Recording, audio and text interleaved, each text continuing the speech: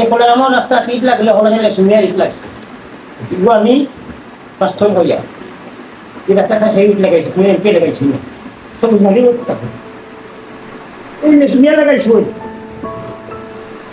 কীর্তিমানের মৃত্যু নেই, মানুষ মৃত্যুর পরও বেঁচে থাকে কর্মে, যার উজ্জ্বলের দৃষ্টান্ত সিলেট ৬ আসনের সাবেক সংসদ সদস্য ডক্টর সৈয়দ মকবুল হোসেন। আর সেই কিংবদন্তি মানুষটির সাদৃশ্য হিসেবে জনগণ সিলেট ৬ আসনে দেখতে চায় সৈয়দ আদিবা হোসেনকে।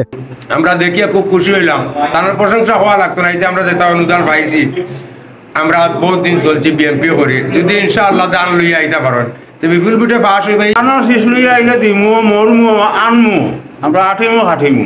মকবুল হোসেন সাবর মেয়রে যে সময় বাঘ লইয়া আই এর থেকে আমি ওই দল আমার পরিবার চলিয়া আর ওখানে আমি দল আমি মারবো।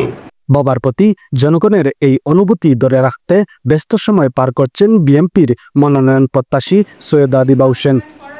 তারই ধারাবাহিকতায় বৃহস্পতিবার বিয়ানীবাজার উপজেলার খসির হাজী সাইদ আলী সরকারি প্রাথমিক বিদ্যালয়, হাজী গিয়াসউদ্দিন ইসলামিয়া হাফিজিয়া মাদ্রাসা, বৈরাগীবাজার আইডিয়াল কলেজ, বৈরাগীবাজার আদর্শ বিদ্যানিকেতন ও কাকরদিয়া তেরাদল উচ্চ বিদ্যালয় পরিদর্শন করেন তিনি। এরপর রাতে আইনগর ইউনিয়নের বিলাল উদ্দিনের বাড়ি রাজনৈতিক নেতৃবৃন্দ ও এলাকাবাসীর সাথে মত বিনিময় করেন। শামিল হোসেন, জি নিউজ 24।